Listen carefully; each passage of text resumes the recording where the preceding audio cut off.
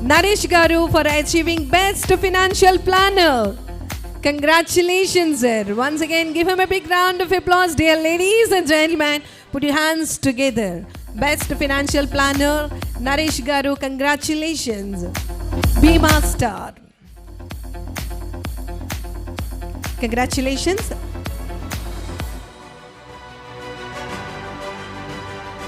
Namaste, sir. Namaste, madam. So, yeah, good name.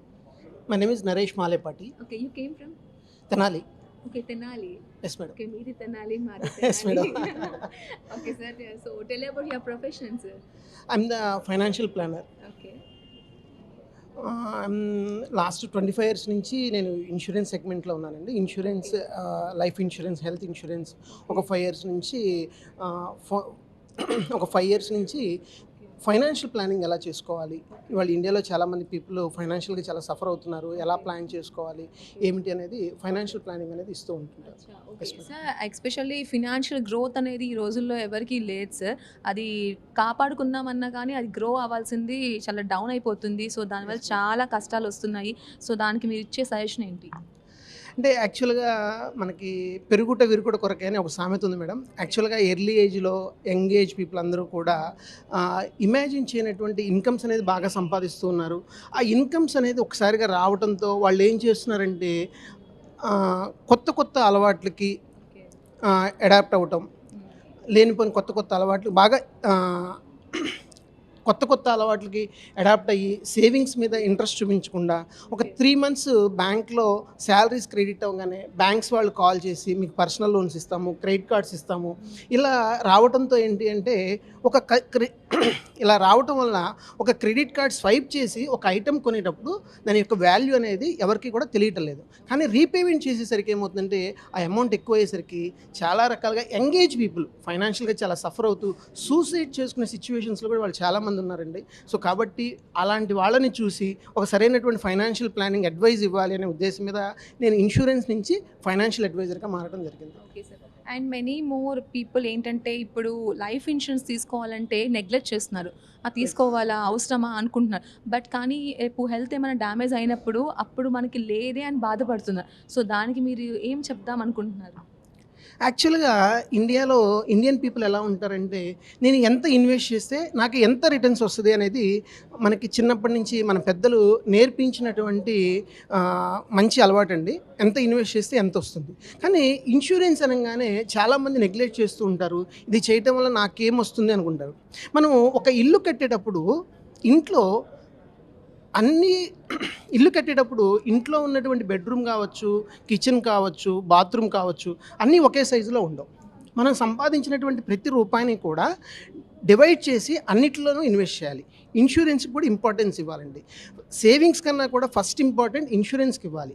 ఏ family అయినా ఒక earning person కనుక ఏదైనా రిస్క్ జరిగింది అంటే ఆ ఫైనాన్షియల్ ఏదైనా ఒక ఫైనాన్షియల్ ఎర్నింగ్ పర్సన్ కనుక ఏదైనా రిస్క్ జరిగిందంటే ఆ ఫ్యామిలీకి వచ్చేటటువంటి ఎర్నింగ్ అంతా కూడా పోయి ఆ ఫ్యామిలీ రోడ్డున పడే పరిస్థితి ఉంది. అదేవిధంగా హెల్త్ ఇన్సూరెన్స్లో సిచ్యువేషన్ ఏంటంటే ఇవాళ మెడికల్ అనేది బాగా కాస్ట్ ఎక్కువైపోయింది. ఏదైనా ఒక హెల్త్ ప్రాబ్లం వచ్చి హాస్పిటల్లోకి వెళ్తే ఎన్ని లక్షలు ఖర్చు అవుతుందో కూడా తెలియని పరిస్థితి. సో కాబట్టి ప్రతి ఒక్కళ్ళు కూడా ఇవాళ ఉన్న మెడికల్ కాస్ట్ని బేస్ చేసుకొని ప్రతి ఒక్క ఫ్యామిలీకి హెల్త్ ఇన్సూరెన్స్ మస్ట్గా ఉండాలి. లైఫ్ ఇన్సూరెన్స్, హెల్త్ ఇన్సూరెన్స్ ఈ రెండూ చేసుకున్న తర్వాత మనం సంపాదించిన దాంట్లో ప్రతి రూపాయిని కూడా డివైడ్ చేసి ఇన్వెస్ట్మెంట్స్ కనుక కరెక్ట్గా ఫైనాన్షియల్ ప్లానింగ్ కనుక చేసుకుంటే ఏ ఫ్యామిలీ కూడా ఆర్థికంగా ఇబ్బంది పడదు. కానీ ఫస్ట్ ఇంపార్టెంట్ అందరూ కూడా ఇన్సూరెన్స్ చేసుకొని మీ ఫ్యామిలీని సెక్యూర్ చేసుకోండి. సార్, లైఫ్ ఇన్సూరెన్స్ అనేది ఎస్పెషల్లీ యూత్ నెగ్లెక్ట్ చేస్తారు. అండ్ ఓల్డ్ పీపుల్కి తీసుకుని సరిపోతుంది, యూత్ మాకేం అవసరం, మాకేం వస్తాయి అని అనుకుంటారు. సో వాళ్ళు మీరు ఎలా అడ్వైస్ చేస్తారు? మేడం, ఆఫ్టర్ ద కోవిడ్ ఇవాళ చాలామంది కూడా వయసుతో సంబంధం లేకుండా హెల్త్ ప్రాబ్లమ్స్ ఫేస్ చేస్తూ ఉన్నారు. వయసుతో సంబంధం లేకుండా చాలామంది కూడా రిస్క్ జరుగుతూ ఉంది. ఇవాళ డబ్బు సంపాదించడంతో పాటుగా కొత్త కొత్త రకాల వెహికల్స్ కొంటున్నారు, హై స్పీడ్ వెళ్తున్నారు, రకరకాల అలవాట్లకి అడాప్ట్ అయ్యి చాలా ఇబ్బంది పడుతూ ఉన్నారు. సో కాబట్టి ప్రతి ఒక్క పీపుల్కి కూడా ఇన్సూరెన్స్ మస్ట్ అండ్ షుడ్గా ఉండాలి. ఇంకా ఓకే సార్. అండ్ ఈ అవార్డు రావడం వల్ల మీరు ఎలా ఫీల్ అవుతున్నారు? మేడం, నేను చాలా హ్యాపీగా ఫీల్ అవుతున్నానండి. ఎందుకంటే నేను ఎగ్జాక్ట్గా 2002లో నేను స్టార్ట్ చేశాను ఇన్సూరెన్స్ అనేది. 24 ఇయర్స్ కంప్లీట్ అయ్యి 25th ఇయర్ అనేది స్టార్ట్ అయ్యింది. నేను సరదాగా ఇన్సూరెన్స్ అనేది ఒక 25 ఇయర్స్ బ్యాక్ అనేది స్టార్ట్ చేశాను. 25 ఇయర్స్ తర్వాత ఇలాంటి అవార్డు ఒకటి నేను తీసుకుంటానని చెప్పి నేను ఏ రోజు కూడా ఎక్స్పెక్ట్ చేయలేదు. ఇవాళ ఈ అవార్డు తీసుకోవడం, ఈ 25 ఇయర్స్లో నేను దాదాపుగా నాకు 7,000+ కస్టమర్స్ ఉన్నారండి. ఇంతమందికి నేను సేవ చేస్తూ ఉన్నాను. ఇలాంటి సర్వీస్ చేసినందుకు ఇలాంటి అవార్డు రావడం అనేది చాలా హ్యాపీగా ఉంది madam. Okay sir, and many more services you want to do and many awards మీకు రావాలని కోరుకుంటున్నాను. Thank you so much sir. Thank you very much. I'm very happy అండి.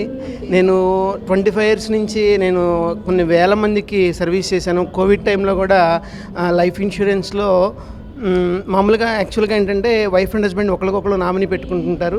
కోవిడ్ టైంలో ఇద్దరు కూడా చనిపోయినప్పుడు వాళ్ళ యొక్క ఫ్యామిలీ మెంబర్స్కి ఎలా క్లెయిమ్ ఇచ్చామో ఏంటి అనేది వెరీ ఎక్స్పీరియన్స్ అండి నాకు. దాదాపుగా నామినీ లేనటువంటి పాలసీస్కి కూడా దాదాపుగా ఒక 50+ కస్టమర్స్కి నేను క్లెయిమ్స్ ఇవ్వడం జరిగింది. ఆ టైంలో హెల్త్ ఇన్సూరెన్స్లో దాదాపుగా 600 మందికి నేను క్లెయిమ్స్ రూపంలో వాళ్ళకి సపోర్ట్ చేశాను. ఈ 25 ఇయర్స్ ఎక్స్పీరియన్స్ ఇవాళ నాకు చాలా హ్యాపీ అనిపిస్తూ ఉంది. ఇన్ని సంవత్సరాల కష్టానికి ఈరోజు నేను మీ దగ్గర నుంచి అవార్డు తీసుకోవడం అనేది చాలా హ్యాపీగా ఉందండి. ఇన్ని సంవత్సరాల యొక్క కష్టం అనేది నాకు బాగా కనిపిస్తుంది. 25 ఇయర్స్ సెలబ్రేషన్ కన్నా ముందే మా ఏఎన్ఎన్ వాళ్ళు అవార్డ్స్ ఇవ్వడం జరిగింది. సో మీ మాటల్లో మా ఏఎన్ఎన్ గురించి ఏం చెప్తారు?